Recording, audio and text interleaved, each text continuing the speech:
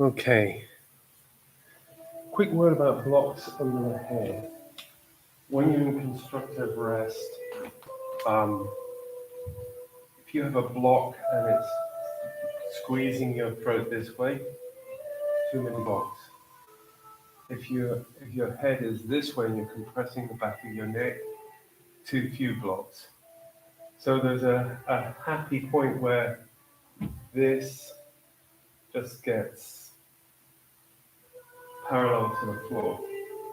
So that's the idea of the blocks, is so that you have your head in such a position that the arc of your neck, the perfect bridge of your neck is just given room to release, to lengthen. That's the idea of the blocks. So if you find yourself in either of those states, whether it's compression this way, compression that way, change the amount of blocks that are under your head. Good morning, hi. So this morning we're going to do some experiments in embryology. Further, you can use this one, right? Further the exploration that we were doing last week about the beginnings of all of our being. That being that in the history of our evolution, it started from like RNA to DNA to a cell to a functioning cell to a cell that moves around to multiple cells working together, and so what we're going to do this morning is experiment with that evolution. So when you're a cell, the main thing to do is to feed the cell. We're going to start from there. Then the cell has a sensitivity to understand its environment, and so it begins to need to move around, and then it produces locomotion. When we're eggs in the fallopian tube, this blew my mind. This is from Delia Rosenbaum. She did this fantastic series on embryology. She talks about the journey of the egg. So when you've got the egg like that, and then all the sperm goes, oh, and then they're all battling away at the egg. And this is, and then very nice, interesting spot to walk in. They're all battling away at the egg, saying, we want to get in the egg. And then one of them does. And then it becomes, the beginnings. And then all the other little seedlings, they're all also doing that. And then it comes a point where they begin to work together to spin the egg. So all their tails spin the fertilized egg, and that egg then travels along the fallopian tube. This is for anyone who really has studied this, probably be able to agree or disagree. But the miraculous thing is that the single cell egg gets propelled by all the other seedlings. That's amazing, huh? So there is a kind of weird connection to our evolution, which starts with a single cell thing moving around, and then it gets propulsion. So we're going to be playing with that a little bit this morning. We're going to be talking about the ectoderm, the endoderm, and the mesoderm, which are the things that emerge as the egg develops. So we're going to start on the floor with the knees up uh, in constructive rest is the word, yes. Oh, yes. Is it okay if we take some photos today? If you don't want that, just wave a hand and we'll. It's just because I've got no pictures of this car. Not that there's any spectacular pictures to be taken of Dark. It's just people lying around on the floor. But this particular, what we're going to start with is when the egg is developing, the first line of cells that appears within the egg, it's like little square cuboid-esque cells, are the endoderm cells, which go on to then become all the gut lining and the trachea and your lungs and your liver, all those soft bits inside. So the first thing that we're going to do in this position is bring our mind to that line that moves through the body. So really begin to bring your focus to your guts, however they feel this morning.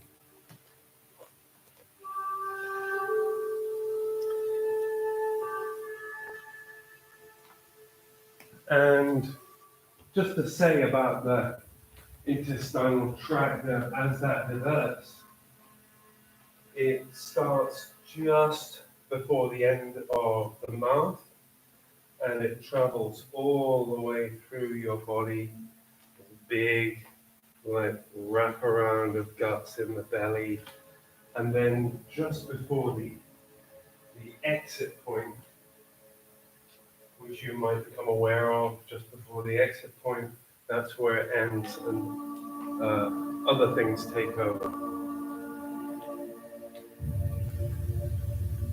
So as you're lying there, move your body a little bit to see how your guts move around in that low part of your torso. So you might move your torso just a little bit to feel your guts sloshing around there.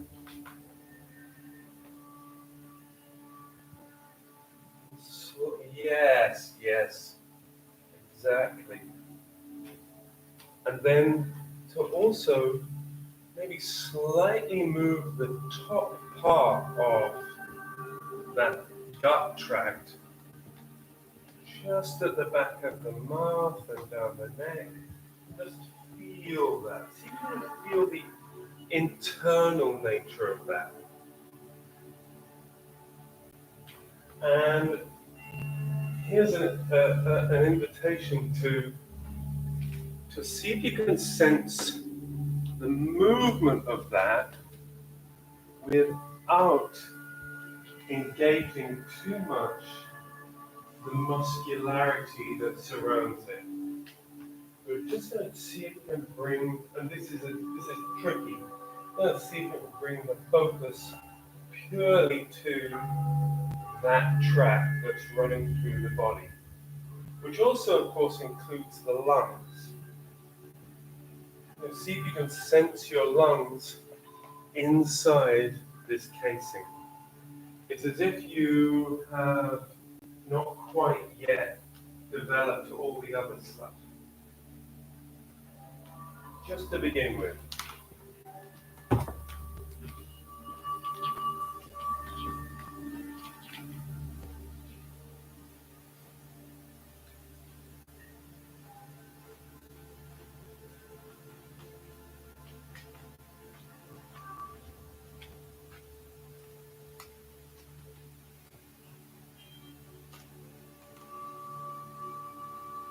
Beautiful.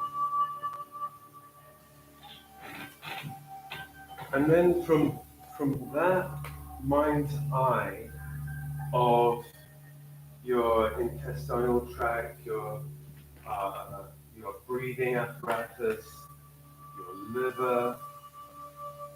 I'm going to ask you to follow the gravity, i.e. you're going to let the earth do the work for you, that you're going to slosh all those internal organs over onto one side. And it may mean you have to move your arm up, you have to move muscle and bone and all that. I want you to see if you can maintain the focus of your inner organs moving around as you lie on one side.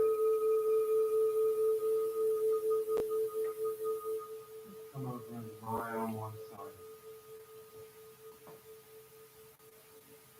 And as you roll over, see if you can have a sense for your guts and your lungs all moving in there, because those are the formative reasons why we move around. Is air and food and liquid. So it is the most ancient part of your system.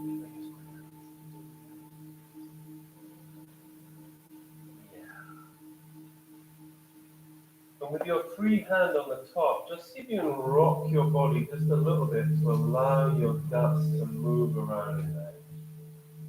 It's going to slosh around and really feel that movement of your internal organs sloshing around.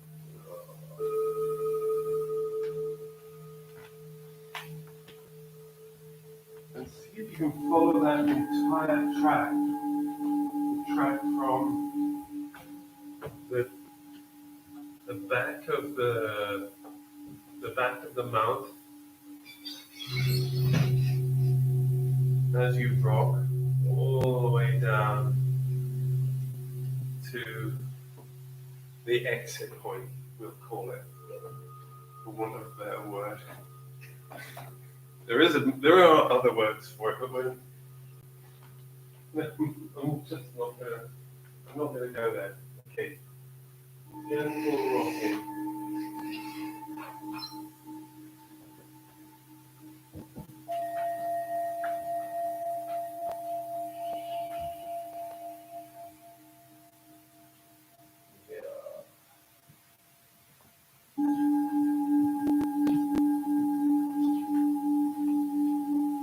Still feeling the sloshing of your guts in there. Feeling the sloshing of your lungs in there. Or whatever you notice.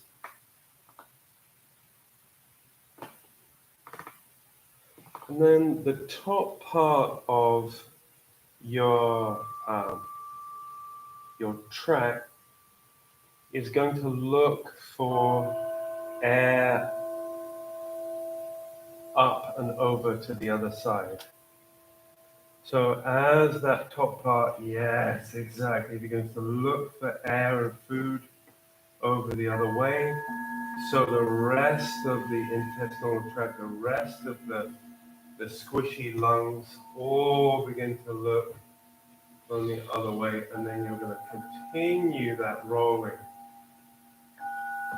Continue that search for air and food and water, for nutrients. And as you go over there, see if you can sense the sloshing of your organs as you come over there. Your spleen, your liver, your stomach, your pancreas also has developed out of this layer. And gently give that a rock.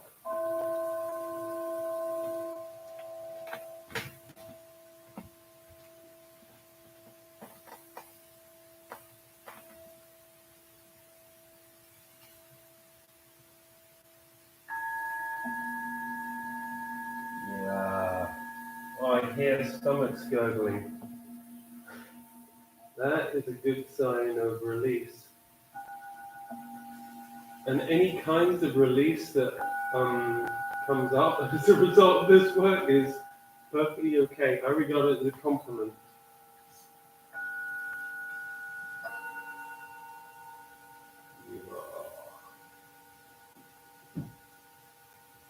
Now, if you are prone to having any kind of gastric troubles, and I mean acid troubles, those kind of things, I'm not saying this is not a cure, but definitely you can give your guts a little reminder which direction is which, what's doing what, and why it's doing it.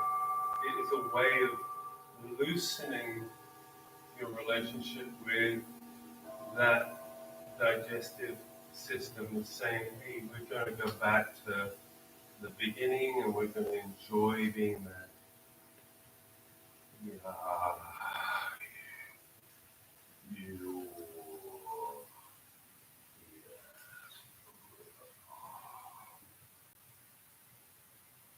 Give that little rock and feel that swash about. Ooh.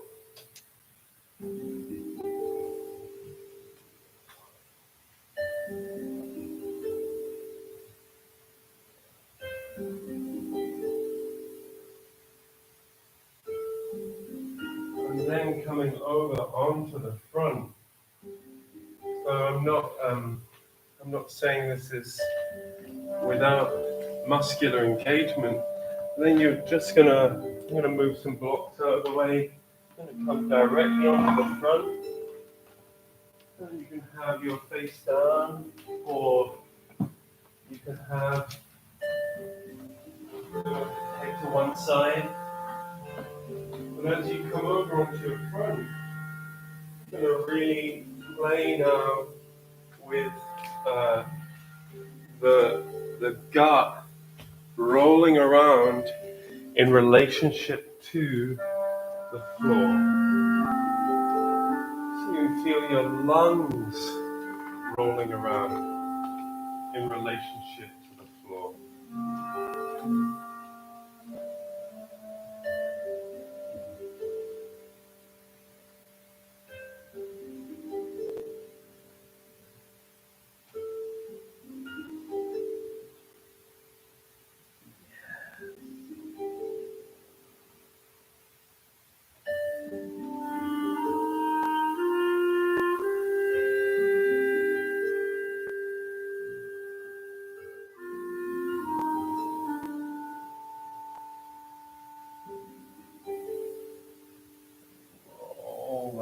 Roll those guts on the floor.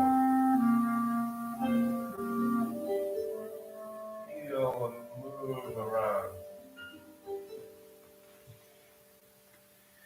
The very beginning of all things. Very beginning of you.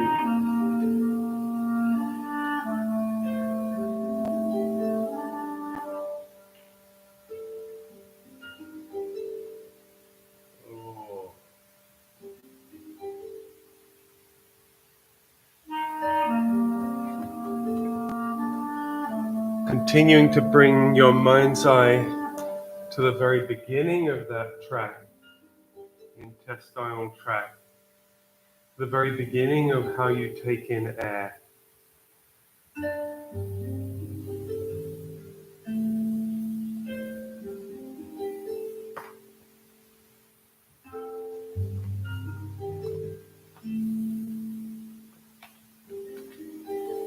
You can allow gravity to just let the stomach, the intestines, the liver go where it needs and wants to be.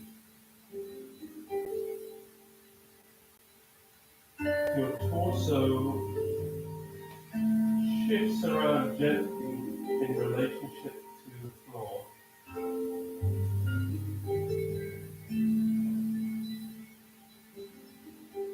Just let the sensation of this primal part of your being ooze along the floor.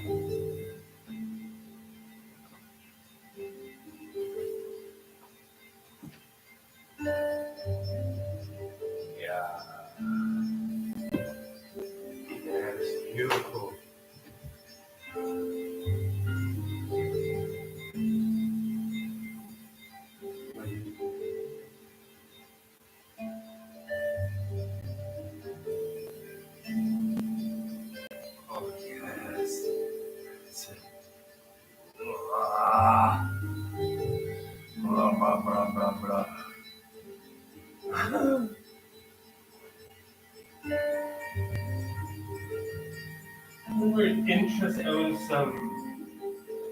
I was watching a dissection. This guy does dissections. It's a lot of fun.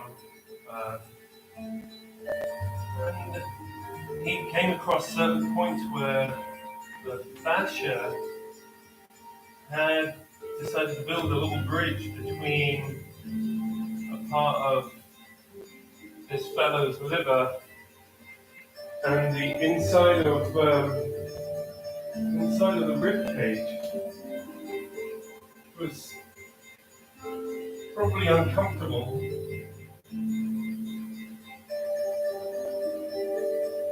Here you're asking all of that structure to be nice and free in that cavity. Wow, lovely. So we'll do something a little different this week. We'll have moments between each thing where you just clock how it feels in a vertical position. So I'm going to invite you to bring your hands up by your ears and your under your shoulders, I should say. And you're going to press down and come into a crawling position. And then I set these chairs up so that, and as you come up into a crawling position, let your guts and your lungs and all of that good stuff be your guide as you crawl forward to the chair, as if there's something tasty on the chair, or ultimate oxygen. It's a chair of oxygen. And that is going to guide you upwards, still letting your guts and all your internal organs be in the forefront of your sensitivity. And then when you get to the chair, you're going to come up into vertical. You're going to crawl up the chair. It's going to help you come into vertical.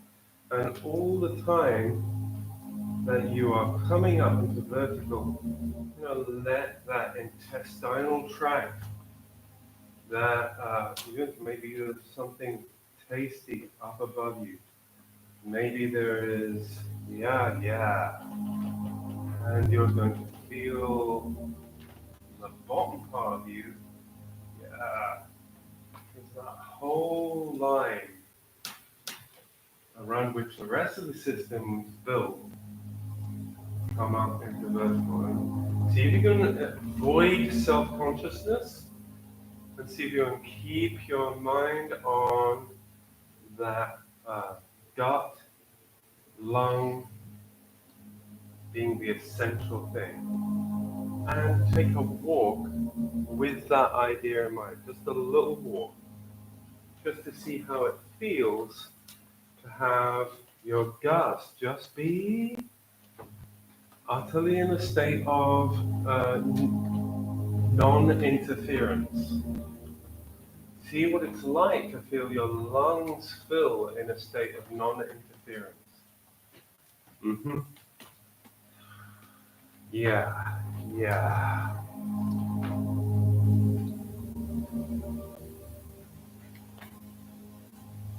It's full of signals for your body, and full of signals, of course, for your fight, flight, freeze, your sympathetic, parasympathetic systems. The idea of just, that's okay. I, as a vulnerable vertical being, can just let my guts be. I, as a vulnerable vertical being, can just allow breath to sink in. Just clock what happens to the rest of the system as a result of allowing that to be.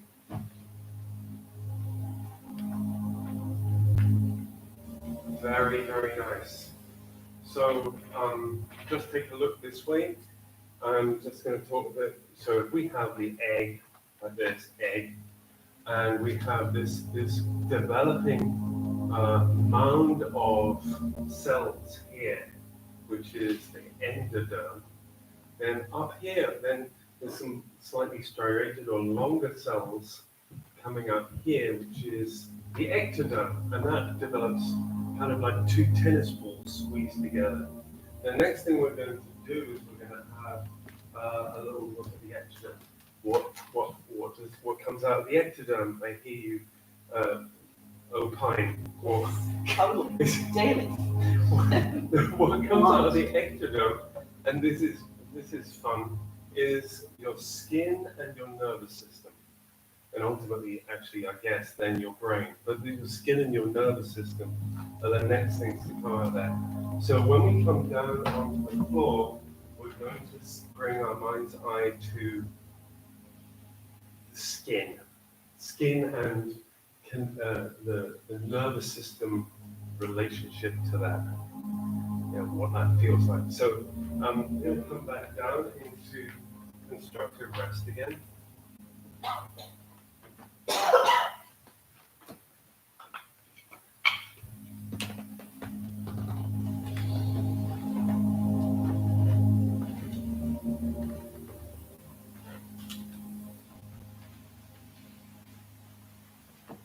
And then this next part, what we're going to do is really bring, that's it, that's perfect.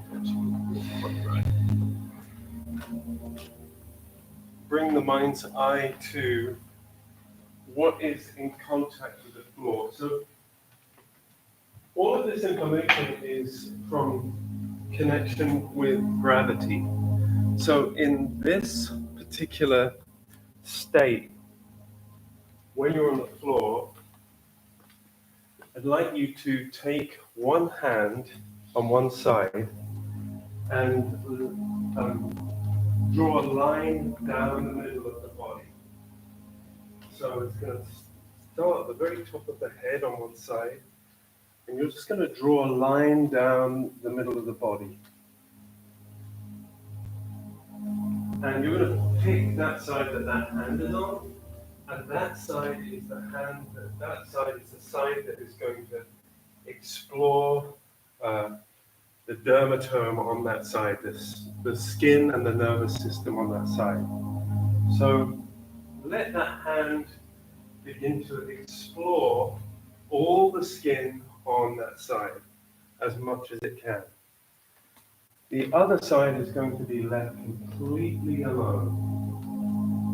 As much as you can, you're going to explore up your face, the ear on that side, the back of the neck on that side, over the eye on that side. And the senses are really coming into their own now. So if you have the ability to do this, and you can open the eye on that side, or see if you can hear on that side, see if you can taste on that side, see if you can smell on that side. Also, when you come down to your leg, you can run your hand over the leg, under the leg, maybe even scrunch your foot up on that side so that the skin is felt on that foot. Maybe you can even lift the knee a little bit and feel the whole of the front of that shin and down the back of the leg. Really talking to the skin and the nervous system on that side. And also note when the other side wants to join in, when it wants to interfere, because there's a possibility that it will want to do that.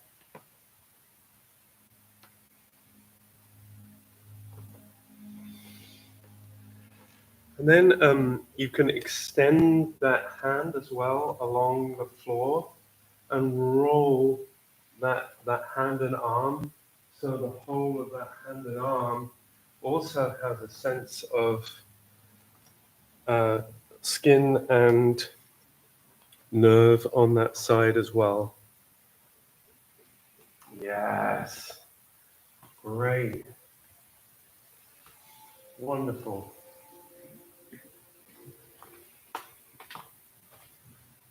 You can do this at like a quarter speed. We're going so fast. Going so fast. Yeah. I understand. I understand. Yeah. What you're saying. I'm not saying slow down. I'm No. just like observing, like just this move. Release. Yeah. Release. Instead of I'm like catching myself doing. That's a really great point, actually. So I'm going to say this about this, that if you find yourself responding to me going, okay, on to the next thing, nix that. If you're exploring something and you're having fun doing that, stay in that. Because you could probably do this exercise and just spend 10 minutes on the senses that are in the head alone. You could go, okay, I'm going to concentrate on what it's like to move the eye on one side. You could concentrate on what it's like just to breathe in and smell on one side. Because you can breathe in through one nostril. You can direct that down into one lung. It is feasible. You can taste on one side of your mouth.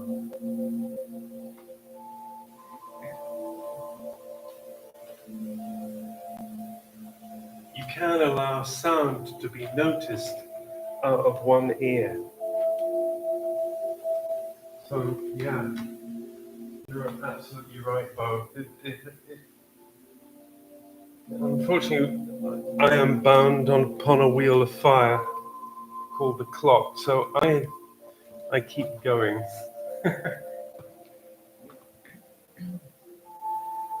Okay, so what you can do now, if you choose to, is to bring that hand back to an equivalent position to the other hand on the other side, and the leg to an equivalent position, and then just notice the difference between both sides.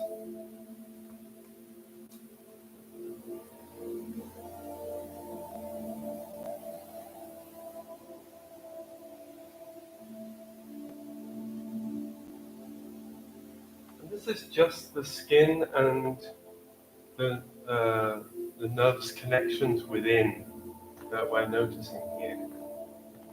But it's also interesting to notice how that affects the rest of the organism.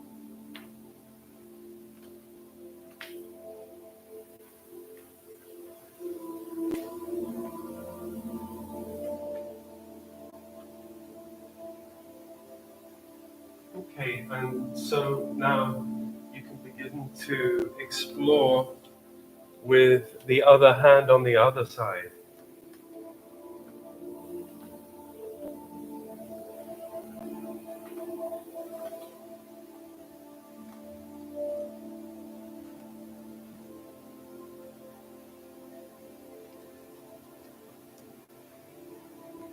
And of course, then also the senses on the other side.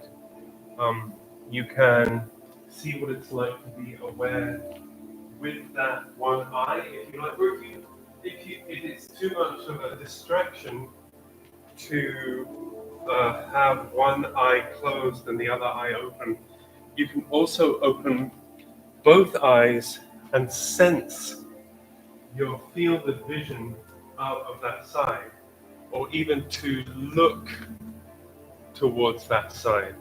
Eyes are a funny bugger like that. They also have uh, the, they also have split vision inside the vision of each eye as well, from what I can remember.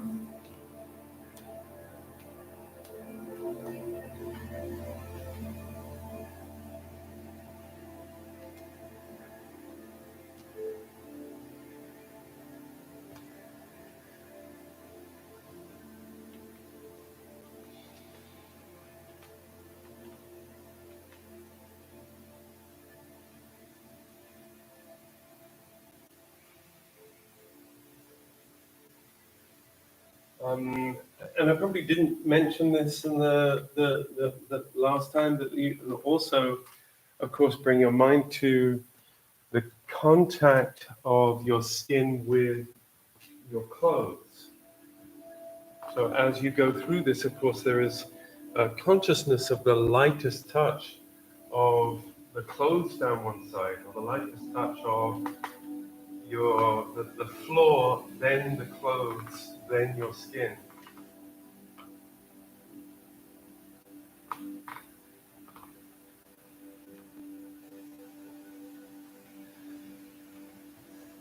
Really admirable explorations, really fabulous. And using the opportunity to explore with your arm on the floor. So noting that a lot of this work is tied to gravity, that the stimulus is uh, intimately connected with the planet.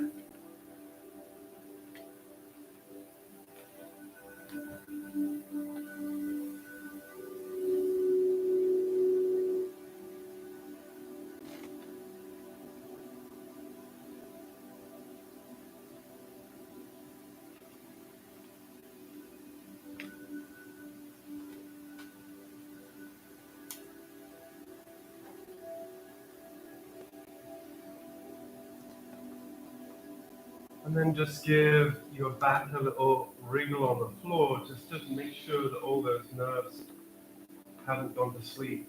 That is all there, the back of the head on the board.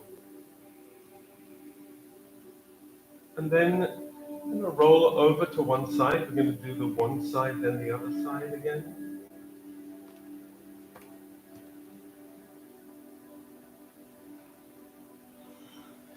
And when you're on the side, just going to give yourself a wiggle on the floor to have your skin awake in contact with the floor.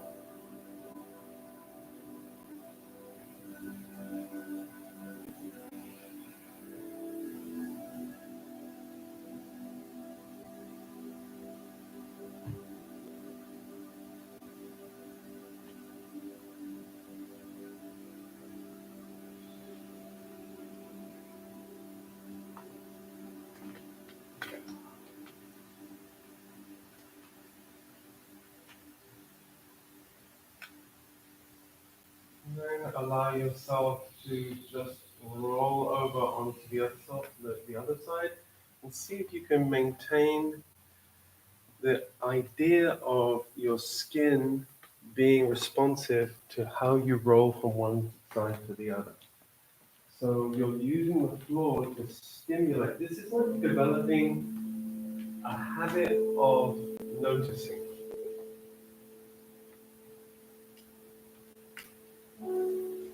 Turning up the sensitivity. So you can play a fun game in that as you roll, you can stack your senses. In a world of highly stimulated, environment, we have to differentiate, we have to close down senses to some degree in order to survive. But here, just give yourself permission to see if you can stack the senses. So there's seeing, there's smelling, so you can do seeing, smelling, and tasting. Seeing, smelling, tasting, and feeling. Seeing, smelling, tasting, and hearing. Just in tiny glimpses. If you can do that all at the same time, all the time, that's pretty groovy. But I know that I find it quite an interesting challenge to see if I can do all of those things at the same, or even two of those things at the same time.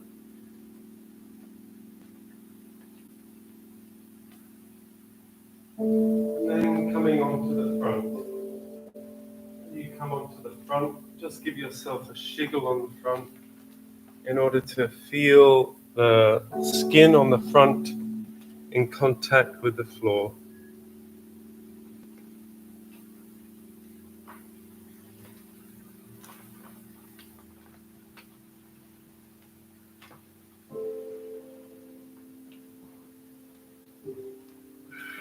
also invite you, as you chiggle on the floor on the front, invite you to explore the unseen parts that have not felt stimulus. And surprisingly, oddly, that might be the feelings in your hands.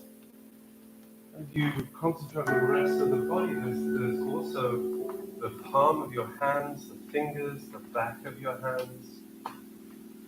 Yes, beautiful. Also, yes, of course, the feet.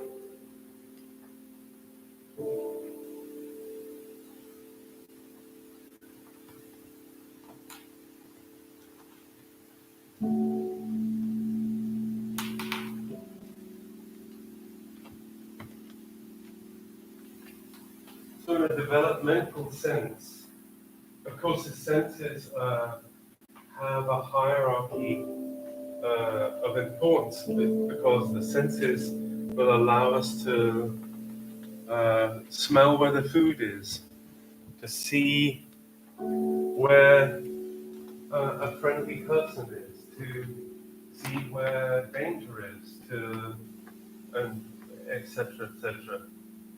So this allows us to eat and breathe.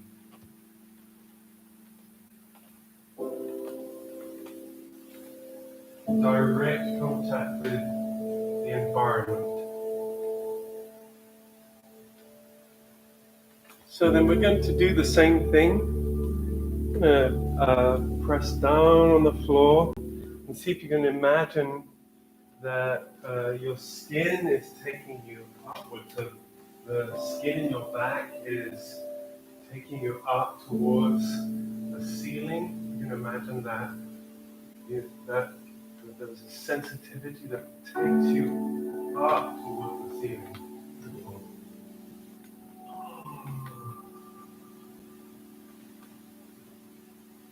And as you go through this, your skin is giving you information all the time about your environment as you come forward to come up into vertical.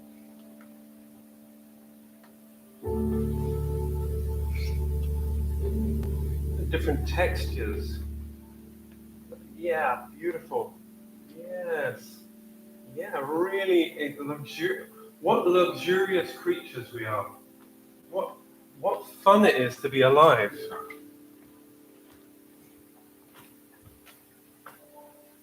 Yeah. Yeah. And it's funny, we don't get to play with this bit very much. I'm just going to give you a little stimulus on here because this bit's fun.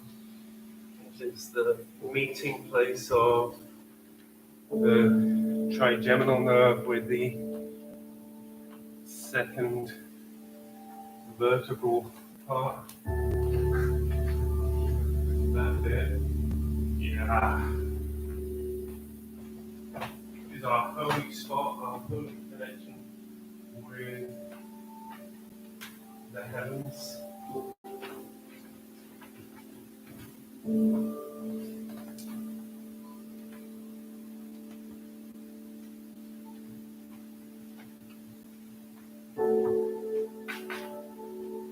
And as you come into this position, just take a couple of steps just to see what you can sense about your environment.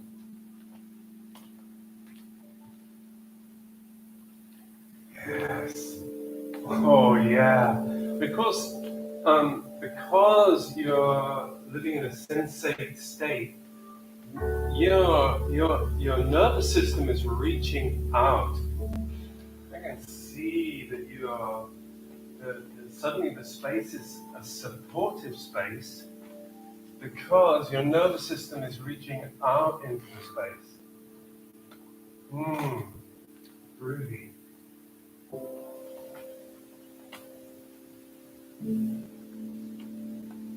Okay, so we're going to go on to the last part. So we have the squishy ball of the endoderm and the ectoderm. Then, of course, the next bit that appears is skeleton and muscle, which is the mesoderm. So it also does your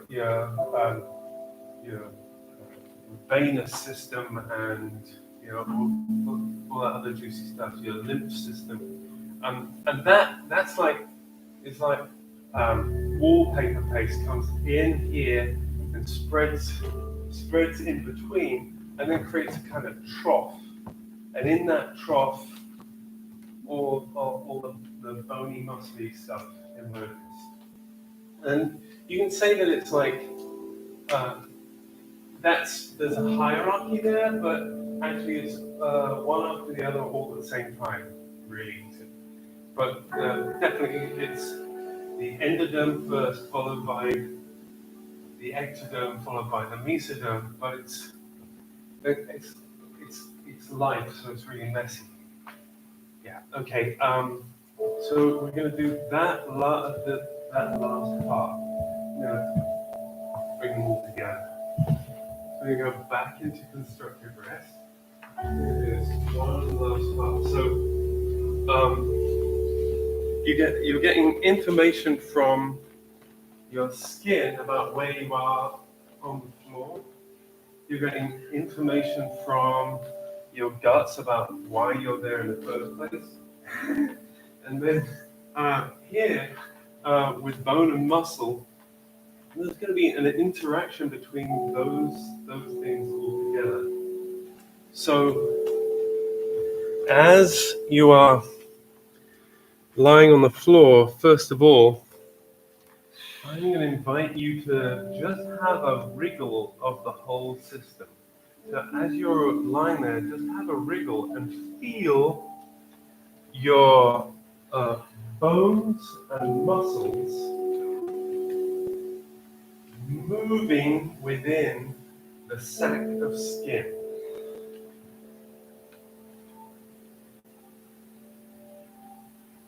This fabulous connection between the information of the outer layer and the information of the motor layer that connects between the two. It's going to move this fabulous sack of fluids around. So in this, as you're lying there, you can move your legs, you can let the bones of your feet move around in the contact with the floor.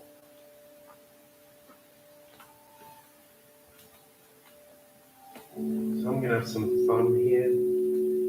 It's going to go like this.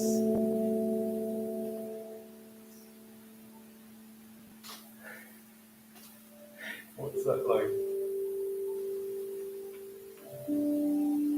You feel how this connection with the skin talks to the muscles, which then talks to the yeah. What's that about? Same here. Oh, yeah. What's that like?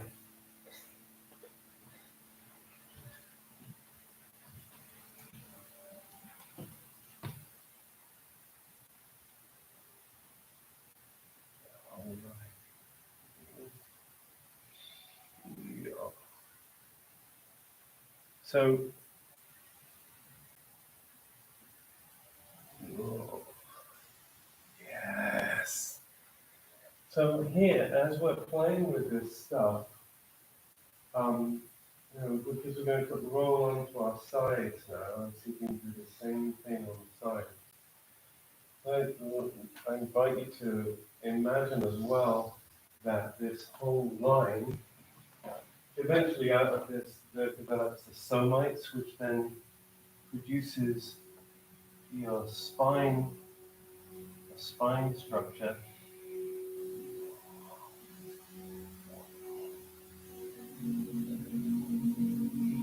Out of which your skull comes.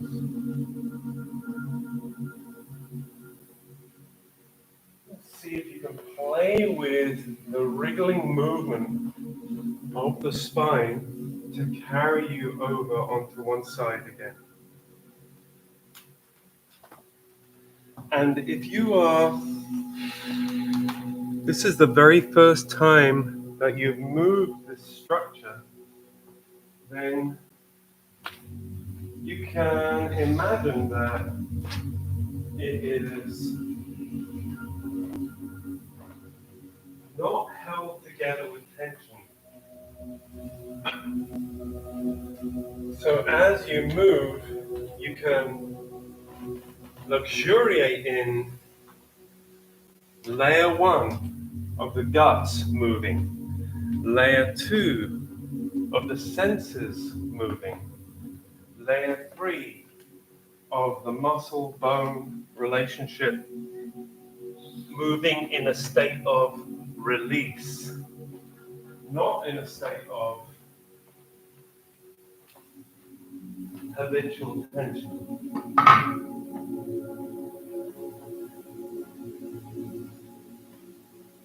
So as you're lying on the side, you'll really enjoy this fetal position and let the weight of the bones and the connection between the muscles and the state of the body in relationship with the earth to release. Oh, beautiful. Yes. Yeah. Whoa. Yeah. Exactly. That is awesome.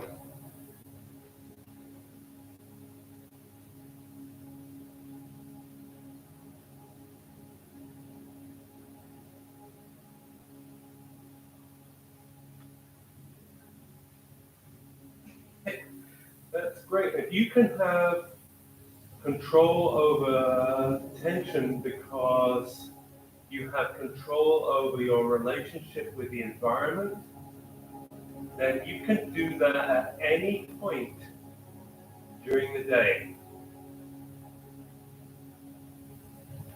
Not only do you have that autonomy now, but you have that autonomy at any point during the day. Not only is that your right now while you're rolling around on the floor, but that is your right at any point in your life.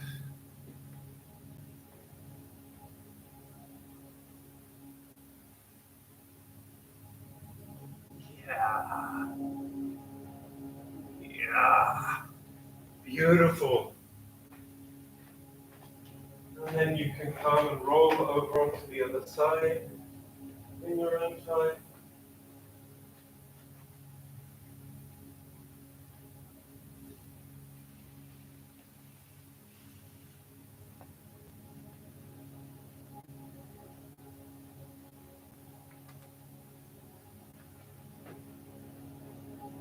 Really noticing the glorious spirals of the structure. Those spirals really allow this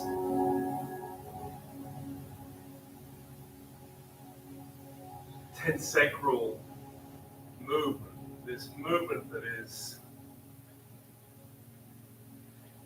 born out of releasing to lengthen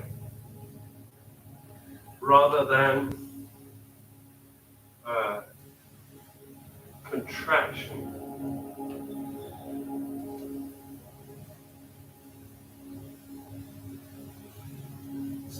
Still keeping those systems in mind,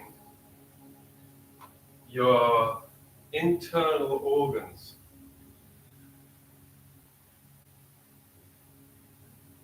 your sensory organs, and your tactile sense, that leading you from one place to another.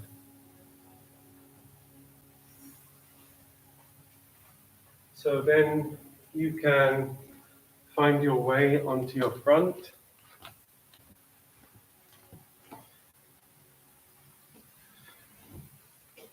And on your front, have a wiggle and feel your rib cage that holds your lungs. Feel your pelvis, which holds the end of your stomach system. Hmm?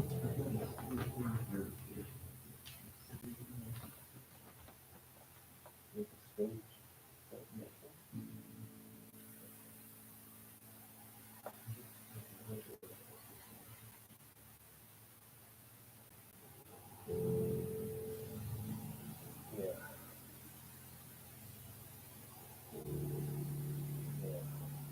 There you go.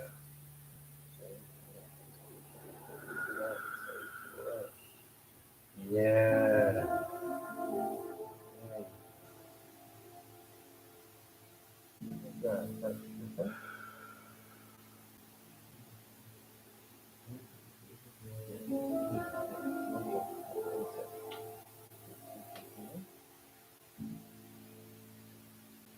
Yes. Yeah, Maya. So as you're on your front, let's move around and imagine the muscles in between the ribs releasing.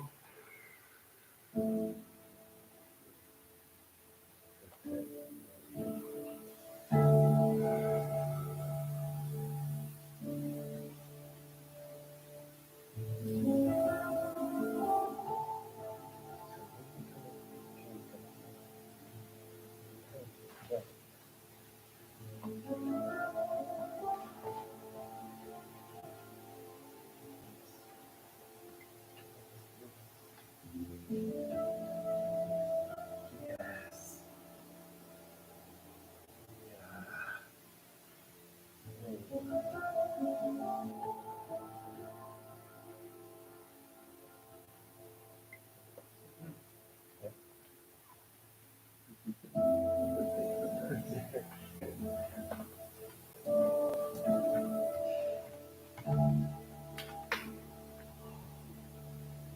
And then to press down on your hands and to fill your back with your body. So I'm going to pop my hand here. Just allow this to be magnetized to the ceiling. Yes! There you go. Yeah. Yeah. Beautiful.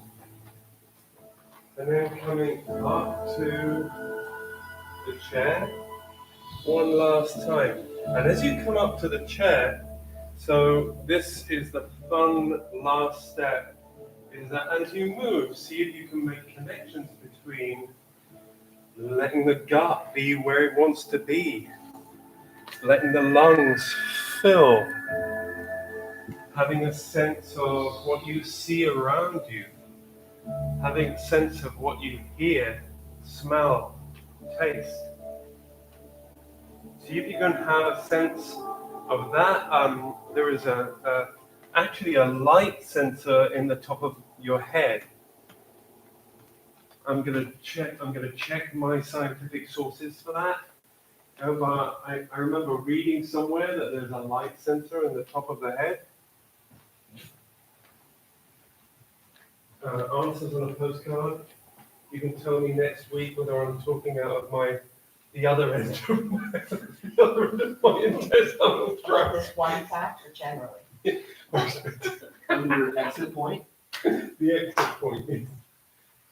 Oh, beautiful. Wow. How. Very, very nice. Beautiful. And then go for a little walk. See what you notice, feel what you feel.